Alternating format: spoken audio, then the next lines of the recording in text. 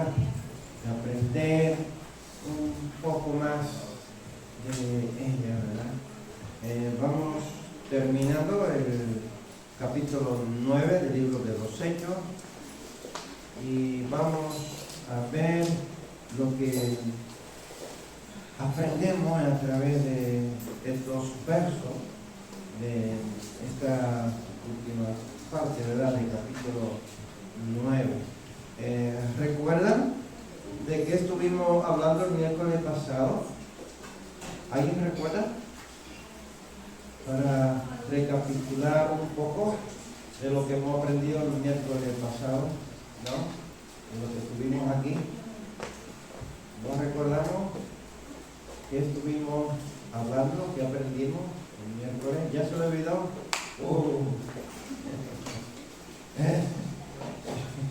¿Verdad? Vimos dos milagros. Uno, un chico, ¿cierto? Un chico que estaba enfermo, que se llamaba Enea, y que Pedro le dijo: Enea, el Señor te sana. Y el enfermo se levantó. Una preguntita, entonces, ya que le he refrescado la memoria, ¿qué sucedió? ¿Qué sucedió con ese milagro? ¿Recuerdas qué fue lo que sucedió con ese milagro? Amén, muy bien, muy bien. Todos creyeron. La noticia se expandió y todos creyeron en el Señor Jesús. Pues muy bien. Desde el día de Pentecostés, la iglesia cristiana era una iglesia únicamente de judíos. Sin embargo, Jesús había dado orden a sus discípulos de ir por todo el mundo y predicar el Evangelio. Recuerda que capítulo 28, versículo 16 en adelante, está la gran comisión, ¿no?, que Jesús le encomendó a los discípulos. Y no solo lo encontramos en Mateo, lo encontramos en todos los evangelios, en Marcos, en Lucas, en Juan. Encontramos también la gran comisión, con otras palabras, igual, más resumida, pero es la misma comisión, la misma responsabilidad de predicar el evangelio. Paso a paso la iglesia comenzaba ya a ir en esa dirección. Primero en Samaria, luego Pedro derrumbando la barrera formada por las tradiciones judías, pero aún el evangelio no ha llegado a los gentiles.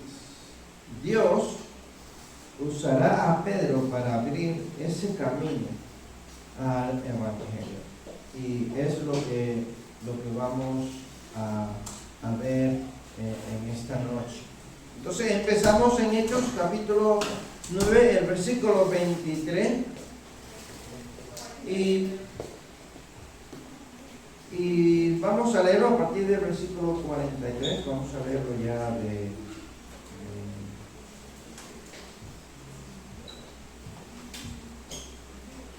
verso 43 de capítulo 9. Dice: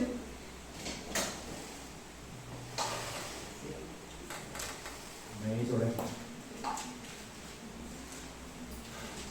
me he ido al final del libro. A ver, bueno, ya lo tengo. Capítulo 43.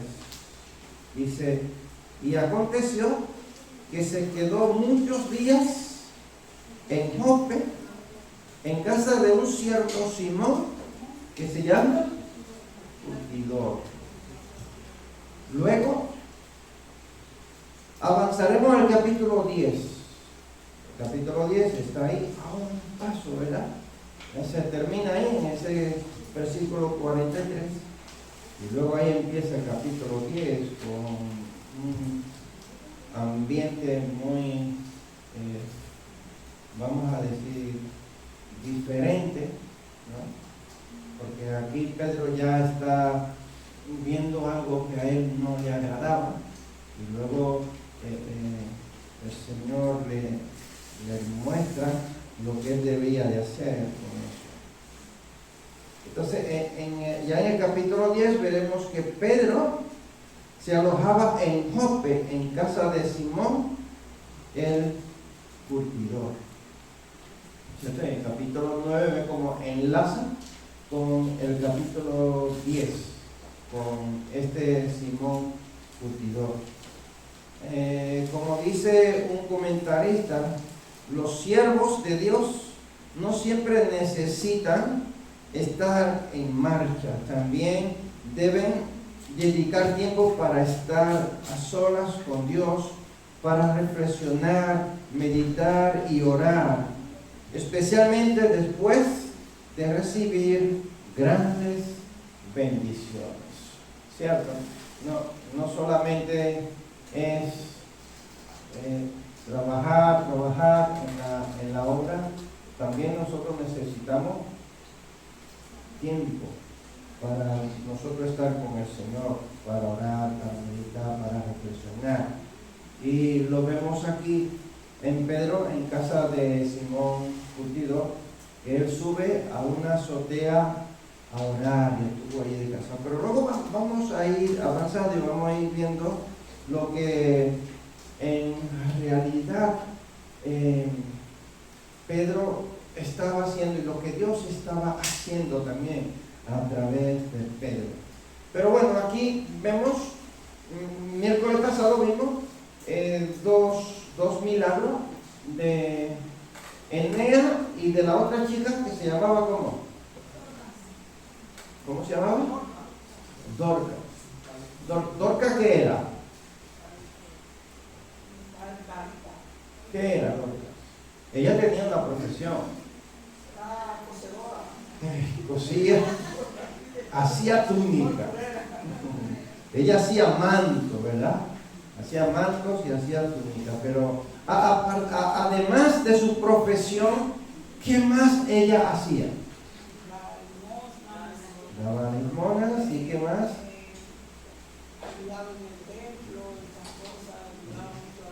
Dice que era una mujer piadosa y que hacía el bien, hacía favor a las personas necesitadas. Vale. ¿Y quién es el que está detrás, o vamos a decir, haciendo los milagros, sanando a estos, un enfermo y resucitando a una muerta? ¿Quién es el que está orando?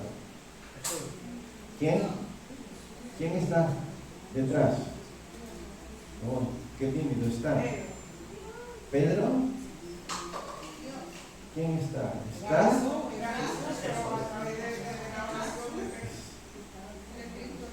¿Está el Espíritu Santo de Dios? ¿Está en Pedro? ¿Haciendo qué? Esta obra. Y cuando nosotros leemos las escrituras, a veces lo leemos y pasamos por algo, pero está escrita por algo, por una razón está escrita. ¿Por qué? ¿Por qué se escribió? ¿Por qué se registran estos dos, ese milagro y esa resurrección de esa chica? Pues por una sencilla razón, si le podemos decir, o por una obra mayor sería, porque Dios quiere manifestar la obra que ha hecho a través de Jesús para salvar a la humanidad. Se tiene que manifestar, ¿verdad?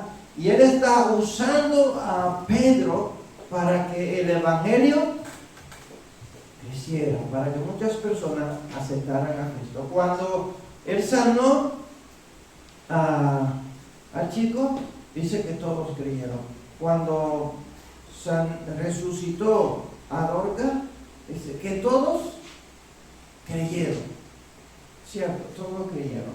Entonces esa era la obra de Dios. Dios estaba obrando a través de Pedro para que el Evangelio se expandiera.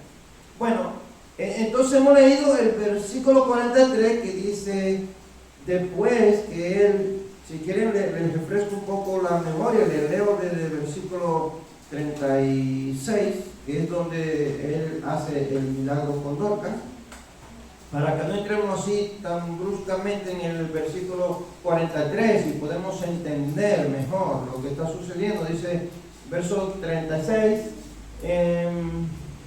había entonces en Jope una discípula llamada Tabita, que traducido quiere decir Dorcas. Esta abundaba en buenas obras y en limosnas que hacía. Y aconteció que en aquellos días enfermó y murió. Después de lavada, la pusieron en una sala. Y como Lida estaba cerca de Jope, los discípulos, oyendo que Pedro estaba allí, le enviaron 2 hombres a rogarle: no tardes en venir a nosotros.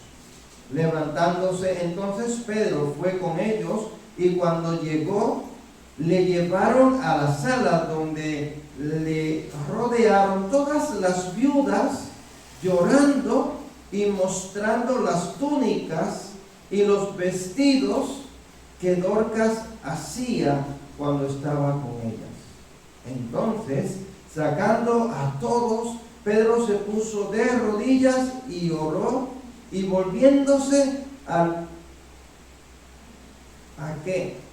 Al cuerpo dijo, o sea, no a él, sino al cuerpo, a la muerta, ¿no? Al cadáver que estaba allí. Volviéndose al cadáver, dijo: Tabita, levántate. Y ella abrió los ojos, y al ver a Pedro se incorporó. Y él, dándole la mano, la levantó. Entonces, llamando a los santos y a las viudas, la presentó viva. Esto fue notorio en todo Jope, y muchos creyeron en el Señor. Y aconteció que se quedó muchos días en Jope, en casa de un cierto Simón Curtidor. Bueno, pues no voy a dar ninguna explicación. He querido dar un retoque por los hermanos que no estuvieron el miércoles, y aquí vemos una vez más a Pedro que echa fuera a las personas que estaban ahí rodeando el cadáver. Estaban llorando, seguro que había mucho llanto, mucho ruido, y él necesitaba estar ¿cómo? ¿Dentro del ruido o en comunión con Dios? Necesitaba estar en comunión con Dios. Primero, ve el gesto de Pedro, ora al Señor. Y luego, ¿qué hace? ¿Qué hace luego? Le da una hora para que se llame. ¿Cierto? Eso es lo primero. O sea, las escrituras a nosotros nos enseñan qué es lo que nosotros tenemos que hacer, ¿verdad? Dice, y él, entonces, sacando a todos, verso 40 estoy, Pedro se puso de rodillas y oró. Y oró. Y volviéndose al cuerpo dijo: Tabita, levántate. Si él necesitaba intimidad, necesitaba hablar con el Padre. ¿Ves qué forma más correcta de nosotros orar por una persona? No vamos directamente allí a lo que queremos. Nosotros tenemos que hablar con nuestros padres, tenemos que presentarles al Señor. Es posible que yo haya tenido un mal día, es posible que yo haya reñido con mi esposa antes de salir a orar por un enfermo, con mi hijo, o que por el camino haya tenido un contratiempo. Yo necesito pedir perdón para que Dios escuche esa oración. ¿No es así? Claro que sí, que la Biblia a nosotros nos enseña cómo tenemos que hacer las cosas, hermano. Y luego dice que se voltea, se vuelve, o sea que quiere decir que él estaba de espalda al cadáver orando. Él no estaba de frente orando, estaba primero orándole al Señor, y luego entonces Él va a lo que tiene que hacer, se pone de frente. Bueno, vámonos a lo que es el curtidor, un curtidor. ¿Qué es un curtidor? Bueno, aquí ya no le puedo hacer la pregunta porque ahí tiene también las respuestas. Ahí tiene la respuesta. Persona que tiene por oficio curtir pieles. Es un curtidor, ¿no? Por si no lo sabíamos, Simón Curtidor, ese era el apellido. Simón de nombre y Curtidor el apellido. No, ese era su oficio. Su oficio, curtidor. ¿Perdón? No. No. Bueno, era su oficio con el que Eso es. Bueno, sí, igual que cuando tú llegas a un lugar a buscar el alfarero. ¿Dónde está el alfarero? ¿Cómo se llama? El herrero. El herrero, ¿dónde está el herrero? Pues igual a este hombre, a Simón, lo encontraba. ¿Dónde está el curtidor? ¿No? Entonces, curtidor era porque él trataba pieles. Recogía las pieles de los animales y él la trataba. Es posible, hoy día encontramos zapatos de pieles, correa de pieles, bolso de pieles, chaqueta de pieles, ¿cierto? ¿No? Pues este hombre tenía ese oficio de curtir pieles. Para los judíos, ser curtidor era una profesión degradante, puesto que estrictamente hablando, los curtidores eran ceremonialmente inmundos por trabajar con animales muertos. Los talleres de los curtidores tenían que estar en las afueras de los pueblos por el mal olor que desprendían. La casa de Simón estaba cerca del mar, según el capítulo 10, versículo 6. Lo leemos y avanzamos al capítulo 10 y ya poco a poco nos vamos metiendo al capítulo 10. Versículo 6 dice, posa en casa de cierto Simón curtidor que tiene su casa junto al mar. Él te dirá lo que es necesario que hagas. Saben que los judíos ceremonialmente, cuando hablamos ceremonialmente, estamos hablando de algo de la religión, de las doctrinas, creencias, ¿no? Dios le estableció a ellos que no debían de tocar cadáveres, no podían tocarlos.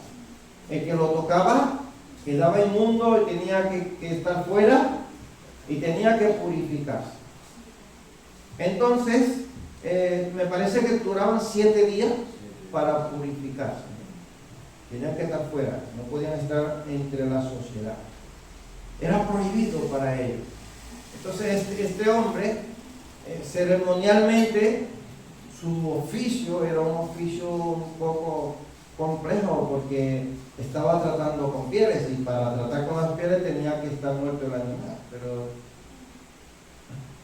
luego vamos, no quiero entrar mucho en detalle porque luego tendremos que desarrollarlo, pero sabemos que un animal, para comerlo, para quitarle la piel, tenían que matarlo, ¿cierto? Para hacer los sacrificios también lo tenían que matar. Es muy diferente a que encontraran un animal muerto, ¿verdad? Y que le quitaran la piel. Micro, dame el micro ahora.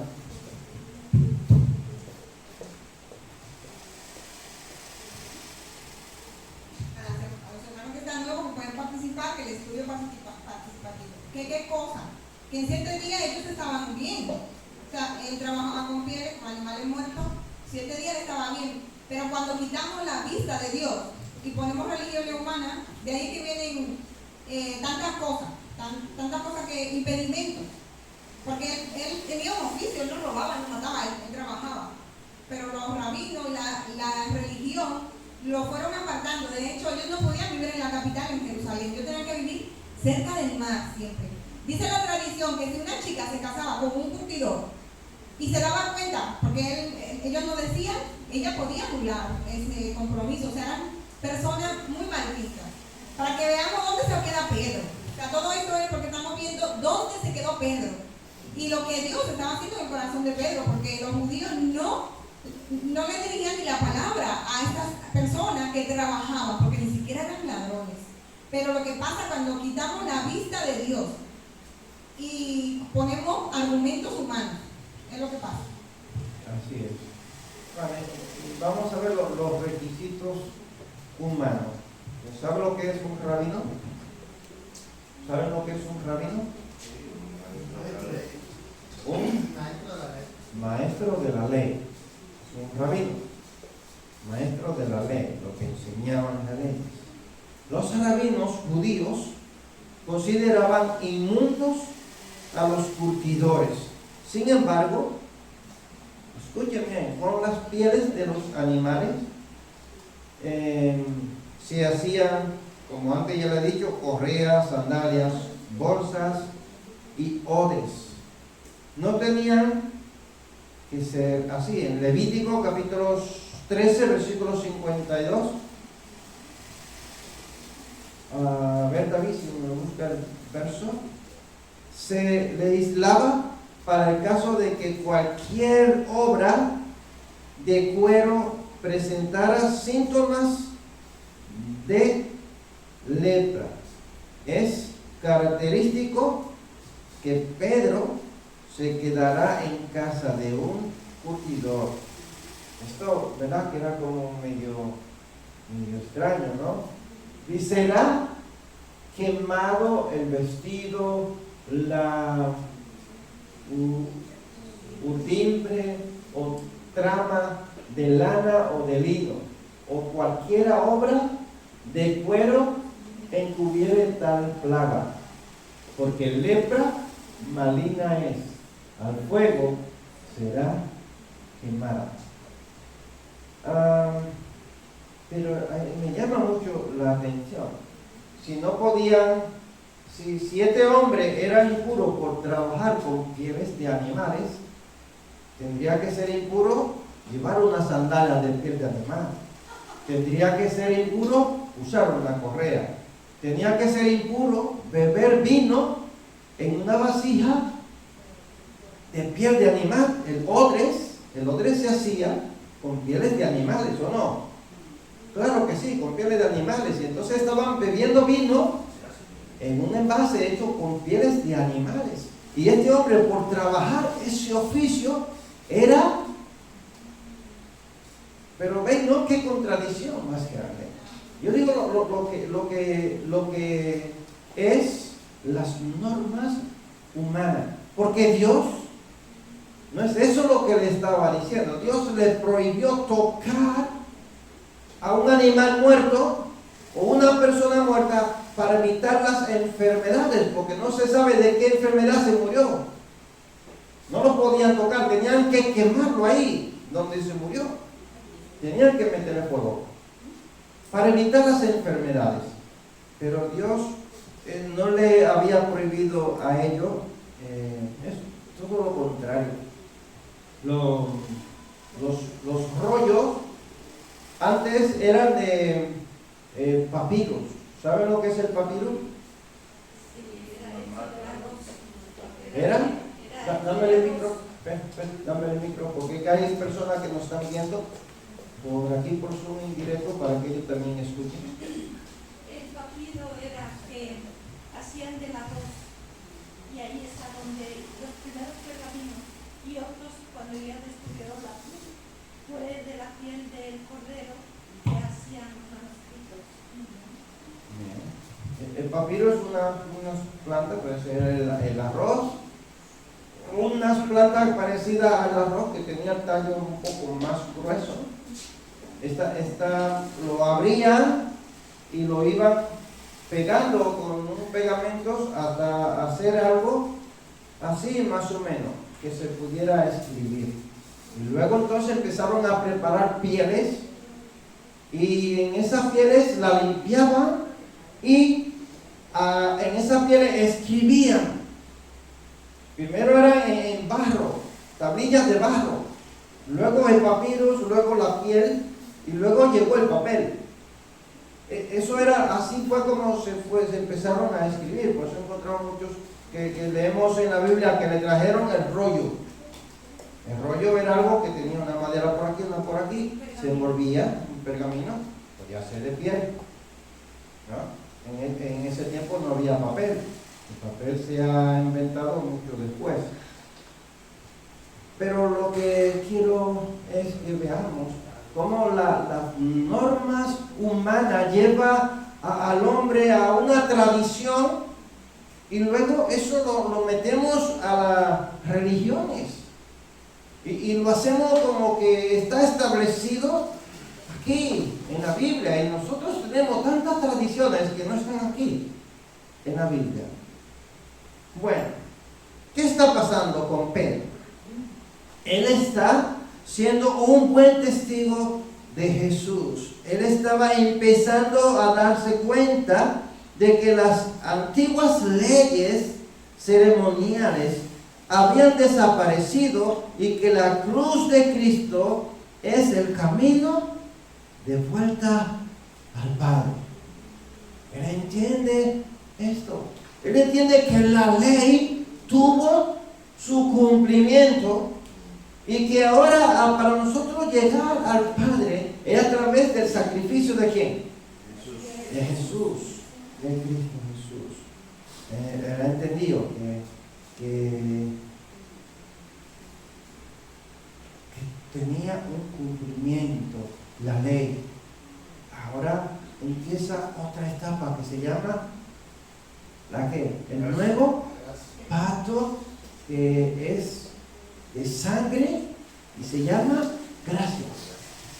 Gracias. Tú ya no tienes que hacer un sacrificio, no tienes que buscar un corderito, un toro para hacer un sacrificio para que te perdone el pecado. No, ahora solamente tienes que aceptar ¿a quién? Jesús. A Jesús. ¿Qué está haciendo Dios? Dios estaba preparando el corazón de Pedro para que pudiera abandonar las leyes ceremoniales cuando fuera llamado a la casa de Cornelio. El Señor estaba preparando lentamente a Pedro a romper sus prejuicios para preparar al apóstol para lo que está por venir. Mira, está viviendo en casa de una persona que para los rabinos era una persona impura. Pero en el capítulo 10, Dios le muestra una visión a Pedro. Una visión que le va a llevar entonces a abrir el camino para expandir el evangelio a los que no son judíos. Antes de entrar al capítulo 10, esto para que todos podamos compartir cómo se dejaba ver el continuo poder del evangelio en todo lo que hemos visto. Cómo se dejaba ver el poder del evangelio en lo que hemos visto, en lo que ya en estos poquitos que les he dado de información. ¿Cómo se dejaba ver? Espera, habla de último. Déjame hablar de último, a ver. A Yuri era, ¿no? Ven, habla a Yuri.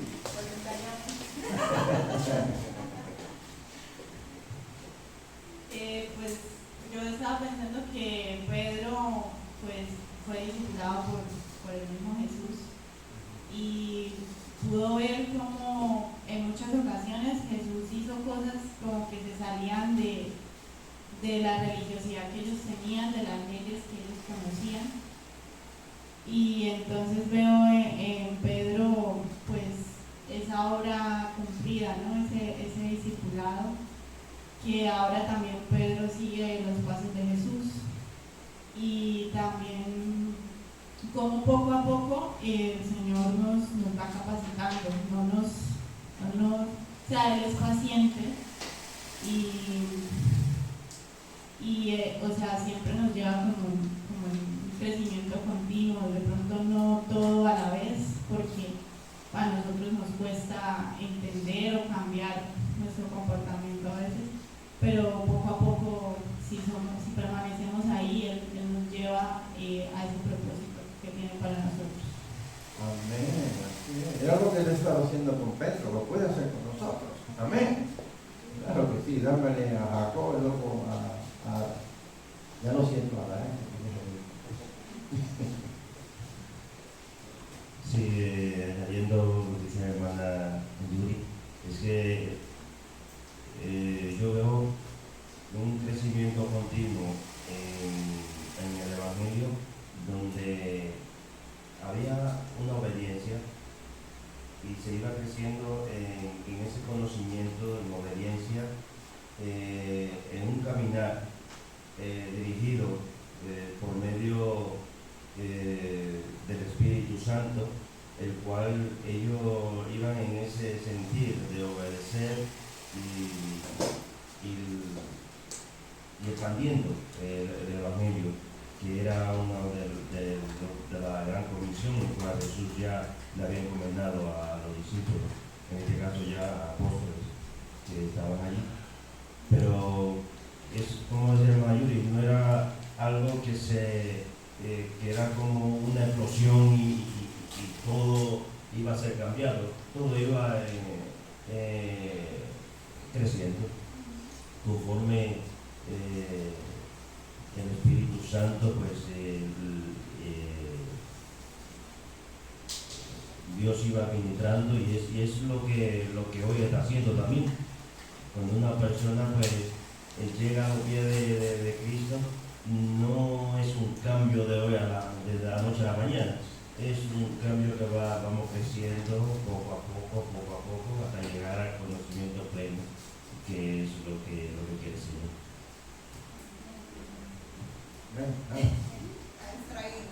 No estoy ahí. Después de que Jesús murió, empieza una nueva normalidad. Hace un año empezamos este estudio, empezamos con Pedro. Y Pedro, Dios no lo desecha, Pedro era todo bruto. Yo le digo bruto. Y poco a poco, Dios lo va llevando a ser el apóstol. Brusco. Bueno, él lo pone más bonito, brusco. Y también veo que Dios, después que Jesús murió, esta nueva normalidad hace cosas nuevas.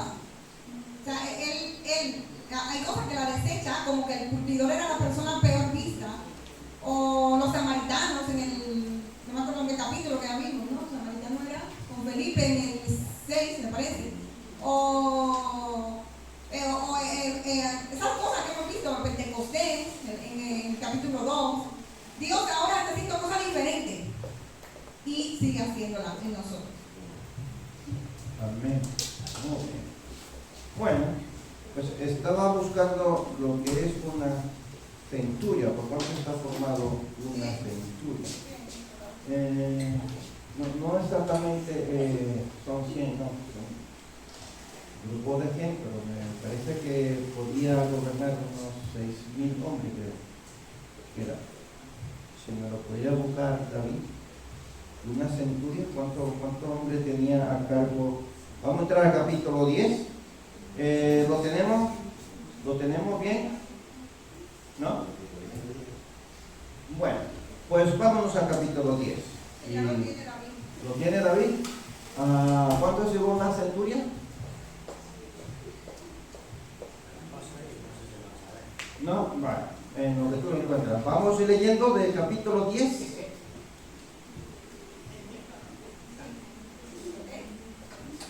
que ahí no te lo puedo poner, te lo tengo que leer. Vale. Pues luego entonces me lo lee. Vale. Luego me lo lee. Vamos a leer el capítulo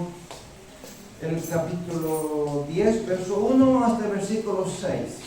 Para ir avanzando un poco, que el tiempo se nos va. Dice: había en Cesarea un hombre llamado Cornelio, centurión de la compañía llamado La Italiana, piadoso y temeroso de Dios con toda su casa, y que hacía muchas limosnas al pueblo y oraba a Dios siempre. Este vio claramente en una visión, como la hora novena del día, que un ángel de Dios entraba donde él estaba y le decía: Cornelio. Él, mirándole fijamente y atemorizado, dijo: ¿Qué es, Señor? Y le dijo: tus oraciones y tus limosnas han subido para memoria delante de Dios. Envía pues ahora hombres a Jope y haz venir a Simón, el que tiene por sobrenombre Pedro. Este posa en casa de cierto Simón curtidor, que tiene su casa junto al mar. Él te dirá lo que es necesario que hagas. Amén. Este piadoso, este episodio tuvo lugar como 10 años después del día de Pentecostés. No pasó de una vez. Nosotros leemos la Biblia y igual la leemos y pensamos que todo fue sucediendo así, boom, boom, de una vez. No. Vimos miércoles anteriores, que Pablo, cuando tuvo el rayo de luz, le rodeó, y que él fue a casa de Judas. Después que él empezó a predicar ahí mismo, en ese mismo lugar, desapareció. ¿Cuántos años? 3 años. Desapareció 3 años. ¿A dónde se fue? ¿Recuerdan lo que lo estudiamos? ¿Se fue a dónde? Se fue a Arabia. 3 años. A los 3 años, Pablo regresó nuevamente. O sea que las cosas no sucedieron así en un año, en un par de meses, no, pasaron años. Y es posible que aquí ya hayan pasado más o menos como 10 años cuando este centurión manda a buscar a Pedro. David, ¿lo tienen? ¿Me podría dar esa información? Dámele el micro a David.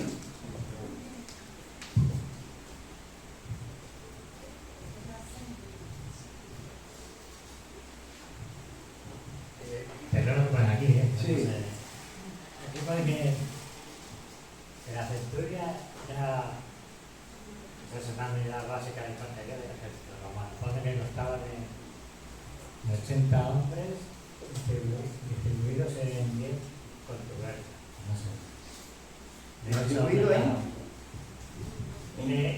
Constaba de 80 hombres distribuidos en 10 contubernios. Que no sé lo que es. 10 grupos.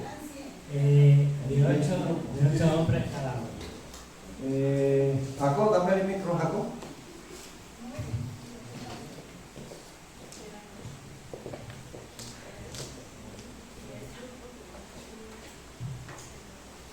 Sí, estaba de 80 a 100, pero al ser una centuria tenía que ser 100 hombres. Entonces, era una corte de 60 hombres y cada de 60 hombres que eran de una alta jerarquía en lo que era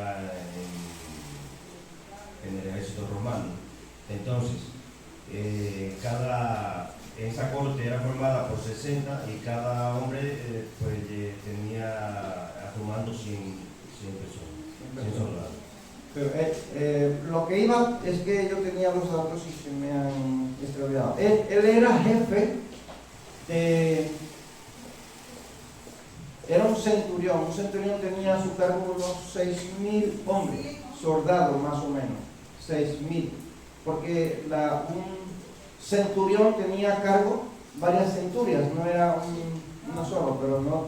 Él era el jefe, tenía una centuria, ¿no? Entonces la centuria cubría hasta unos 6.000 personas.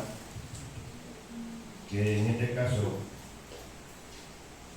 como eran una corte de 60, entonces él era el centurión, si eran 60, cada uno tenía 100, él estaba a cargo y tenía 60. 6.000, Tenía, más o menos, 6.000 hombres. sí, tenía 106.000. Sí, yo tenía los datos, pero se me han extraviado y no lo tengo aquí. Pero sí, lo que quería era que viéramos que este hombre que manda a buscar a Pedro no es que era un soldado normal, era un hombre que tenía un alto cargo, un gran poder para mandar a los militares de gobierno. Y aquí Dios está usando a Pedro una vez más, además de sacarlo de allí, de estar en la casa de Simón, el curtidor. Ahora ya no es que esté ahí, sino que ahora viene algo peor, porque los gentiles, para los judíos, ¿qué eran? Eran inmundos también, peor que este curtidor, que se dedicaba a curar pieles. Ahora es peor lo que viene para Pedro, y Dios le está mostrando a Pedro en una visión lo que él tenía que hacer. Una pregunta aquí para avanzar: ¿cuáles son los personajes que nosotros podemos encontrar en estos versos que hemos leído hasta el versículo 6? Ahora aquí unos personajes, nos los saltamos siempre por encima, Si quieren lo pueden leer otra vez. Los personajes, ¿quiénes son estos personajes? ¿Quiénes son? ¿Lo leemos nuevamente? ¿Quién? El ángel, Cornelio, Pedro. ¿Quién más?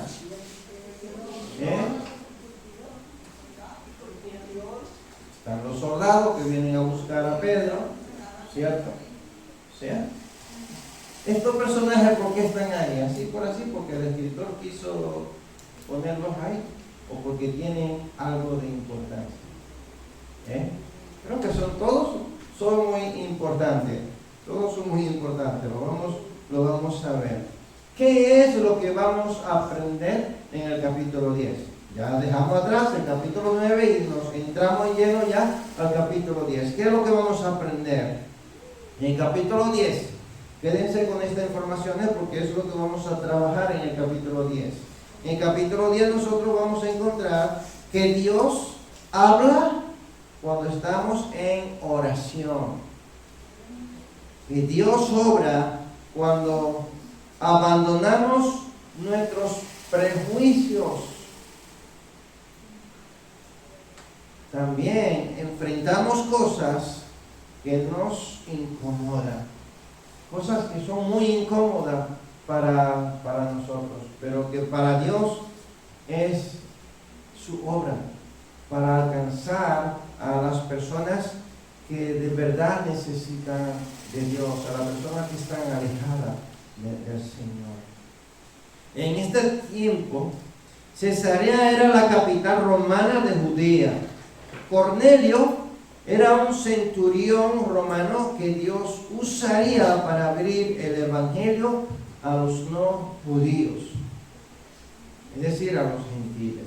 Los judíos odiaban a los romanos y mucho más a sus soldados. Eran personas que no pertenecían al pueblo judío, eran personas que normalmente eran gentiles, pero si eran inmundos para ellos, mucho más dejarse gobernar por personas que eran inmundas. ¿Esto sería incómodo o no sería incómodo?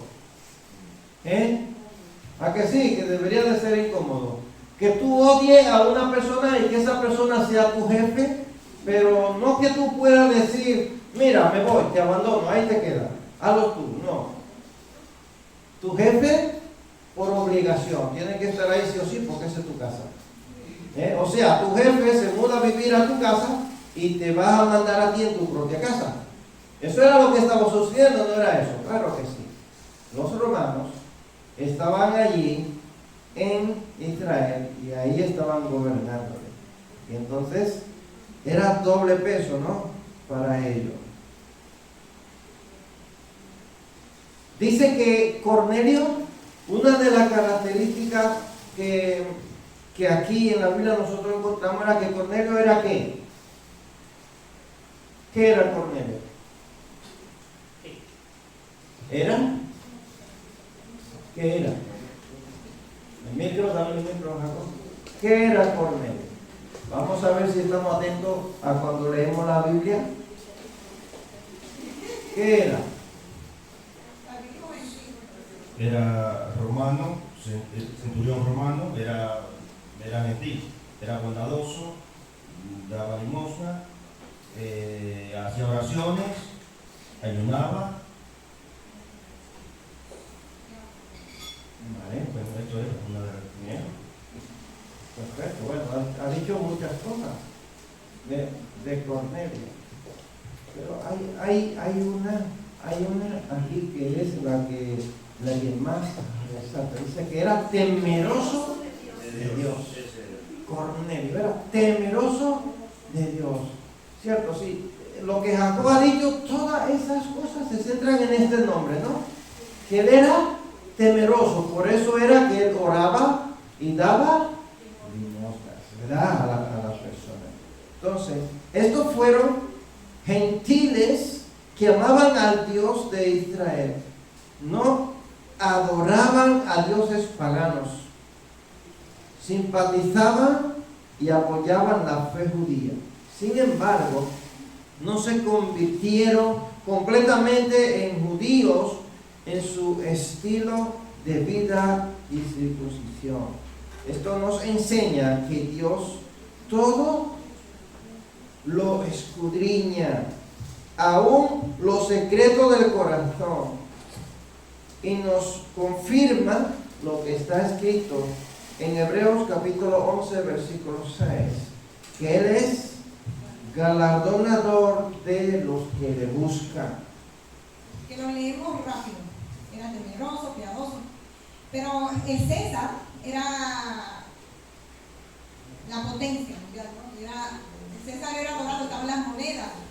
Era emperador y ellos eran paranoicos, había que adorarlo. Este hombre, que el pastor nos ha enseñado que tenía esas centurias, era un hombre de responsabilidad, él nos transmitió. Él se estaba jugando su cabeza, no adorar a Dios Ariana, Júpiter, al Dios César. Él era temeroso. Él a lo mejor cuando iba a esos lugares pasaba con una mano, con Eliseo, que le dijo, yo no me voy a inclinar, pero yo no me voy a inclinar de corazón, ¿se acuerdan? Cuando la mamá estaba. Y yo imagino que él, cuando él era soltero, porque tenía que ir, porque por su cargo, él lo odiaba, porque él tenía ese temor. Y tenemos que orar, porque hay mucha gente a nuestro alrededor que tiene ese temor y no bebe, no se droga, porque tiene ese temor de Dios, pero aún le falta algo. Y entonces, nosotros hoy, llevándolo a nuestro terreno, tenemos que orar por esa gente de nuestro entorno que tiene temor de Dios y son fieles, pero le falta algo. Amén. Bueno, dice que Cornelio tuvo como a la hora 9, ¿no? Dice el texto bíblico. Este vio claramente en una visión como la hora 9 del día que un ángel de Dios entraba donde él estaba y le decía Cornelio, ¿no? A la hora 9. ¿A qué hora tú empiezas a contar el día? ¿Cuando tú te levantas? ¿O a qué hora para ti empieza el día? El día tiene 24 horas. ¿Cuándo empezaría el día? No te oigo. A las 12. ¿A la 1? ¿A las 12 de la noche? ¿A las 5? ¿Calendario romano a qué hora era? A las 5 o a las 6. Bueno, ubiquémonos, vámonos a un poco a la geografía, al lugar. ¿Dónde estaba Cornelio? ¿Dónde estaba? Recuerden que siempre hago énfasis, para entender la Biblia tenemos que irnos a la geografía y al tiempo. Y a quién, y el dónde, y el por qué, y por cuándo, y para qué. Tenemos que preguntarle a la Biblia para poder entender. Si no le hacemos preguntas, no la vamos a entender. ¿Dónde estaba Cornelio? Cesarea, ¿a qué pertenecía? A Judea. ¿Era Israel o no? Sí, claro que sí. Pues vámonos allí entonces. El tiempo en Israel. ¿A cuándo empezaba el día? El día lo dividían en dos partes. Para ellos el día empezaba a las 6 de la mañana y terminaba a las 6 de la tarde. A las 6 de la tarde se cerraba la puerta. ¿O no? ¿Verdad que Jesús dice que es más fácil entrar un camello por el ojo de una aguja que a un rico entrar al reino de los cielos? Pues la hoja, el ojo de la aguja era la puerta pequeña que quedaba para que la gente que llegaban después de las 6 de la tarde a Israel tuvieran que quitarle, despojar el camello, quitarle toda la carga al camello, y solo podía pasar las personas con lo que traía. De por ahí no podía pasar un camello. El camello tenía que quedarse fuera de la puerta, ahí fuera tenía que amanecer. Ellos se llevaban la carga, lo que traían, y él podía pasar. Por eso Jesús le dijo, es más fácil pasar un camello por la hoja por el ojo de una aguja, porque la puerta pequeña, cuando cerraban la ciudad, se llamaba el ojo de la aguja, ¿no? Vale, entonces empezaba a las 6, terminaba a las 6 de la tarde. Bueno, entonces dice que las horas en las escrituras se cuentan por general como desde las 6 de la mañana o de la madrugada hasta las 6 de la tarde. El día está dividido en 12 horas del día y 12 horas de la noche. La hora primera del día para los judíos corresponde a las 6 de la mañana en nuestro reloj, de manera que la hora novena del día corresponde ¿a qué? A las 3 de la tarde. Es decir, que a las 3 de la tarde en Israel acostumbraban ¿a qué? Era la hora de la oración. Todos iban a orar a las 3 de la tarde. Este hombre, Cornelio, quiere decir que a esa hora también estaba orando y se le apareció allí un ángel. ¿Han visto? ¿No? Este hombre estaba familiarizado con la doctrina de los judíos. Alrededor de las 3, en punto de la tarde, estaba ayunando y orando.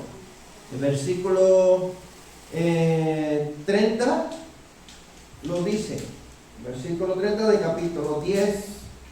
Lo leemos y dice: entonces Cornelio dijo, hace 4 días que a esta hora yo estaba en ayunas, y a la hora novena, mientras oraba en mi casa, vi que se puso delante de mí un varón con vestido resplandeciente. Este hombre no estaba dormido, este hombre no estaba soñando, este hombre estaba ayunando y orando cuando se le presentó el ángel.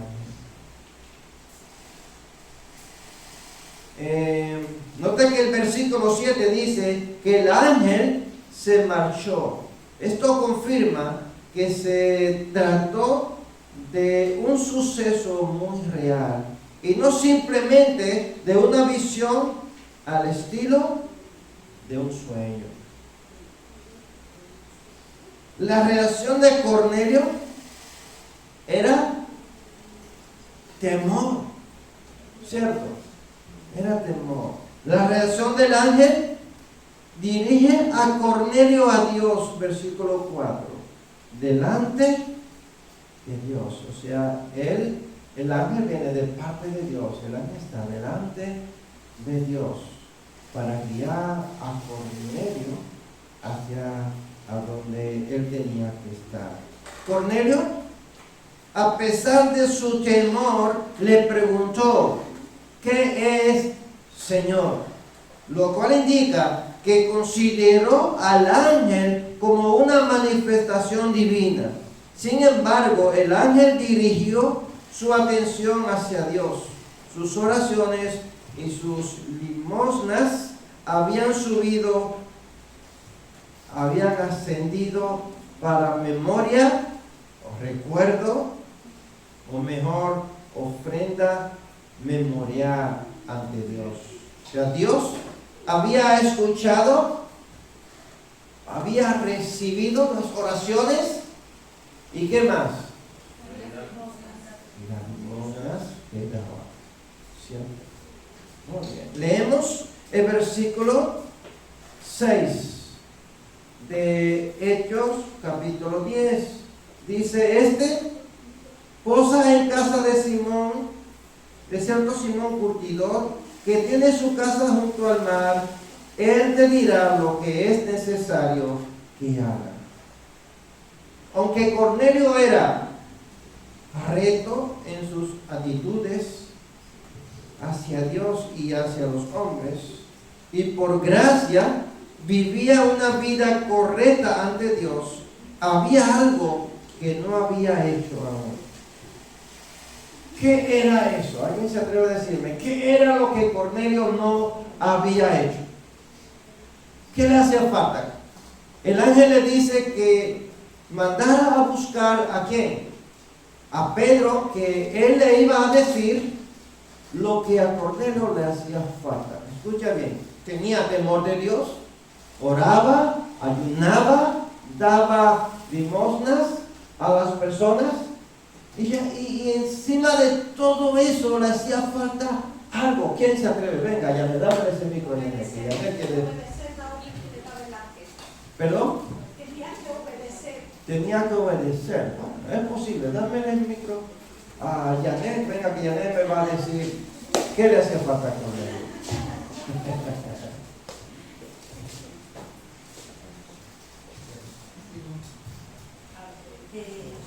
Cuando yo me hacía falta, ya tenía varios elementos de son básicos de cristiano. Me faltaba el bautismo del Espíritu Santo para tener una relación con Dios. Amén. Me hacía falta meterse.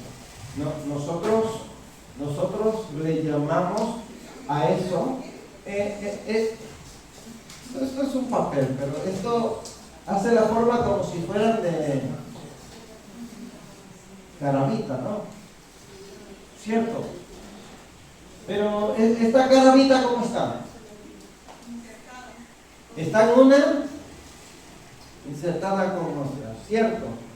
Entonces, cuando nosotros recibimos a Cristo, el Espíritu Santo hace esto con nosotros.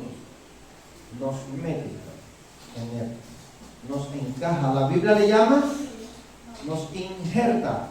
Somos injertados en él, en Cristo Jesús. Cuando Cristo dice en el libro de Juan, me parece que capítulo 14, si no me equivoco, que los pámpanos, la vid y los pámpanos, dice: yo soy la vid, vosotros sois los pámpanos. Los pámpanos son las ramas.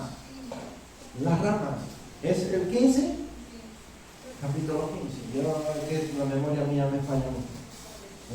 Capítulo 15. Él dice: yo soy la vid, el tronco, ustedes son las ramas. Están ahí pegadas, chupando ¿de qué?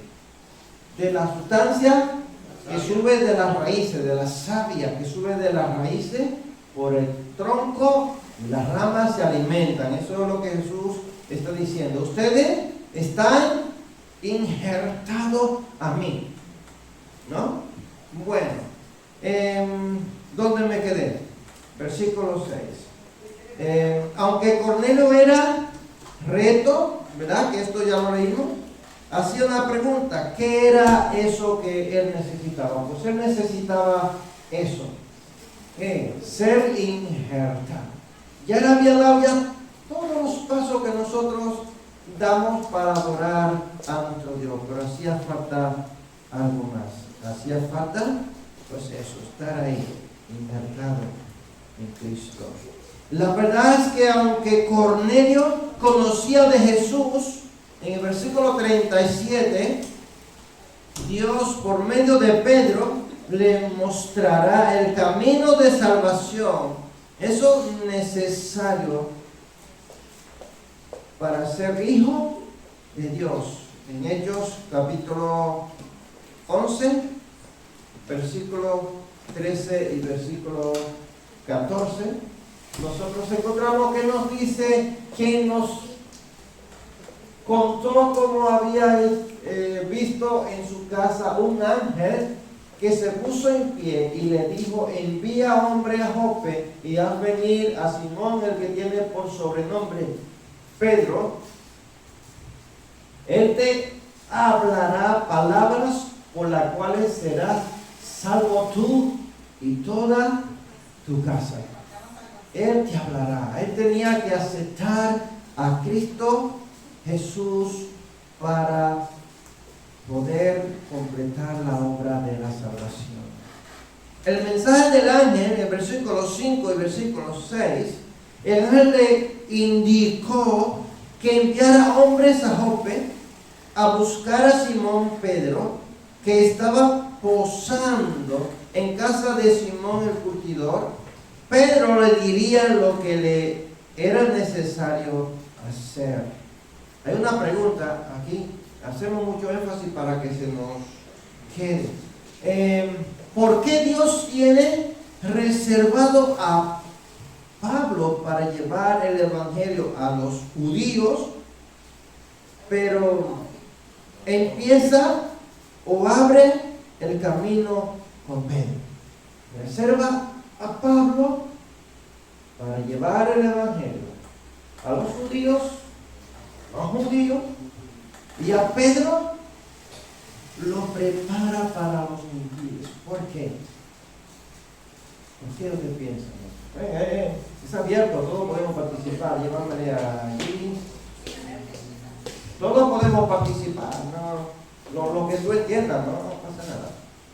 Pues yo pienso que por lo mismo que hablamos hace un rato, que Dios nos va preparando a todos, y quizás Pablo aún necesitaba como crecer un poco más. Digamos que Pedro ya lleva un camino recorrido más avanzado que Pablo, diría yo. Bueno, bien, ¿alguien más? ¿Alguien más? A David, dame a David.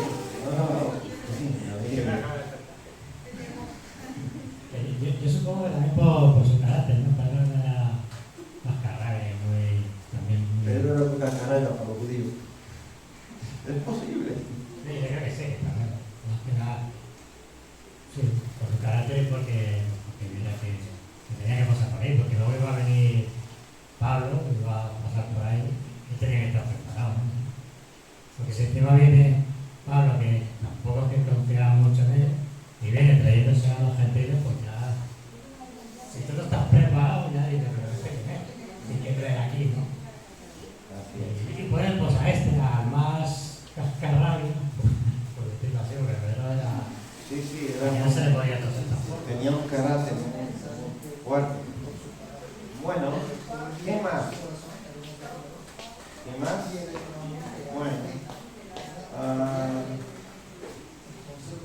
yo considero que como Pablo era perseguidor de los cristianos, también todavía podría tener alguna reseña de que todavía tuvieron miedo los gentiles y los judíos, de que no fuera perseguido todavía, aunque ya era cristiano.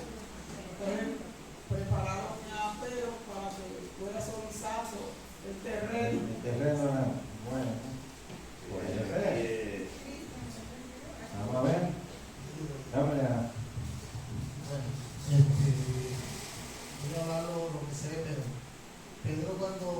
empezó, a pesar que era un hombre fuerte de carácter, era un hombre que tenía miedo. Entonces el Señor lo estaba preparando para que él llevara la iglesia. Pero al ver que cuando Pedro avanzaba, él también retrocedía. ¿Qué pasa con Pedro cuando le hablaron de esto? Era porque era pegado también a la ley. Él utilizaba la ley y entonces no podía ir a los gentiles, porque eran inmundos para el pueblo judío. Cuando el Señor lo lleva a donde a Cornelio, es para enseñarle a él que llevara a su iglesia a los gentiles. Pero él no llega hasta ese camino. Es por eso que utiliza a Saulo. Bueno, recuerda, bueno, Jacob quería decir algo. Bueno, que nos quedan 5 minutos para terminar. Es que, viendo la trayectoria de Pedro, que ya estaba muy con una cultura judía, donde estaba tan centrado en la ley, y que Pablo también, un poco porque él se crió bajo los pies de Gamaliel y tenía la ley, por eso perseguía a los cristianos. Pero es que allí hubo una transformación en Pablo, el cual cuando iba camino a Damasco. Y es que ya Dios tenía un propósito con Pablo, y era prepararlo para los gentiles. Y Pedro pues iba, como ya estaba tan, vamos a decir, tenía raíces ya allí en los judíos, pues estaba más preparado para hablar a los judíos que Pedro. Que sí, Pedro estaba más preparado para hablar a los judíos Pero Dios escogió a Pedro para hablarle a quienes. Pero es que abre el ministerio de los gentiles con Pedro. Y yo digo que como el prejuicio de Pedro, porque mira, ya un spoiler para el miércoles. Cuando él llega a la casa de Cornelio, la cosa que le dice es que nosotros no nos gusta estar en la casa de los gentiles, de los que no son judíos. O sea, Pedro tiene un corazón todavía que no estaba transformado, y Dios lo que quiere es trabajar en nuestro corazón. Pienso yo así. Es así. Pedro es duro, tiene un corazón duro, era y para él poder alcanzar a los gentiles, Dios tiene que mostrarle en una visión. Mata y come. Léanlo el capítulo 10. Léanlo entero. Capítulo 10. Está viendo un lienzo que le baja desde el cielo ahí hasta él, y toda clase de animales. Toda clase de animales él está viendo. Y la voz le dice, mata y come. Y está peleando con la voz. Yo jamás he comido cosa común o inmunda. Pero espiritualmente Dios le estaba mandándole a predicarle a eso que él consideraban que eran inmundos. Ahí él quería prepararle. Además, pero recuerden que Pablo fue criado a los pies de Gamaliel. Pablo, quien lo crió, era un erudito de la ley, de los pilares más fuertes que habían en Israel. Era un rabino tremendo este hombre. Y Pablo tenía la ley, la conocía. Podía debatirle a cualquier rabino, porque él conocía la ley, igual que todos los rabinos. Luego lo vamos a ver, como Pablo le dice, yo soy judío de judío. ¿Y qué más le dice? ¿Qué le dice? Él era, ¿qué? También ciudadano romano. Tenía nacionalidad romana, pero él era de sangre judía. Conocía la ley, era un hombre preparado, era un erudito. Este hombre estaba preparado tanto para hablar con los gentiles como para hablarle a los judíos. Pablo era un hombre preparado. Y él mismo dice, yo hablo idioma más que todos ustedes. Un hombre preparado. Pedro no. Pedro, Dios lo tenía que preparar, Dios tenía que mostrarle que él tenía también que predicar a los gentiles. Con Pablo no tenía ese problema, pero con Pedro sí. A quien él tenía que preparar era a Pedro, lo iba encaminando hacia allí. Aprendemos, denme 2 minutos y le terminamos. Aprendemos de Cornelio que vivía según la luz espiritual que tenía. No sabía mucho como un judío, pero lo que había oído lo creyó, a tal punto que cambió su relación con Dios. Oraba y su relación con otros, ayudaba a los necesitados. Este centurión romano no había conocido a Jesucristo en persona, pero vivía según el conocimiento o revelación o luz que tenía. Tú que nos escuchas, ¿qué revelación tienes tú de Jesús? Esto es algo personal. Yo no quiero que me diga, pues yo tengo tal relación. Yo quiero que tú pienses, que tú lo medites. ¿Cuál es tu relación con Jesús? ¿Te ha cambiado lo poco o mucho que sabes de Dios? ¿Cómo afecta tu relación con otros lo que sabes de Dios? ¿Cómo afecta? ¿Cómo andamos con Dios? Recuerda que Dios escudriña los corazones y Él te ve todo lo que tú estás haciendo. ¿O acaso porque Cornelio no había aceptado a Jesús, Dios no escuchaba ni aceptaba las limosnas que Él le daba a los necesitados? Eran aceptadas, Dios lo escuchaba. Él escudriña el corazón. Hasta aquí, ¿qué aprendes de Dios?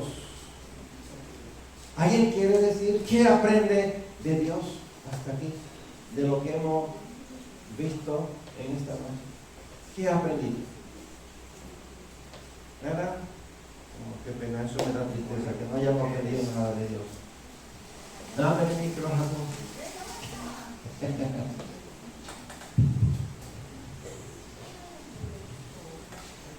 Pues aprendemos, bueno, yo en este caso es que Dios es soberano y el mismo Pedro dijo que Dios no hace excepción de personas, que es lo bueno, lo que tenemos con Dios, que Él no es que va buscando caritas, sino que anda buscando corazones temerosos que le busquen. Yo aprendo que Él va preparando nuestro corazón, como a Pedro, como a Pablo, como cada uno de los que estamos aquí. Dios ha ido haciendo una obra, desde la primera persona que nos predicó, Dios ha ido preparando nuestros corazones para sus planes. Así es. Amén. ¿Alguien más? Ya no terminamos. No terminamos por hoy, porque no quiero que se me vayan con esa inquietud de expresar lo que ha aprendido en el día de hoy. Aprendemos de Dios que toda verdadera obra cristiana es dirigida por el Espíritu Santo de Dios. Y el Espíritu Santo de Dios, Jesús dijo que el Padre lo iba a enviar ¿para qué? Para consolarnos, para guiarnos, para capacitarnos. Nos iba a enseñar, nos iba a convencer del pecado, ¿cierto? Y entonces el Espíritu Santo hace cumplir las promesas y los planes de Dios. Nadie lo puede frustrar. Amén. Pues que Dios te bendiga, que Dios te guarde.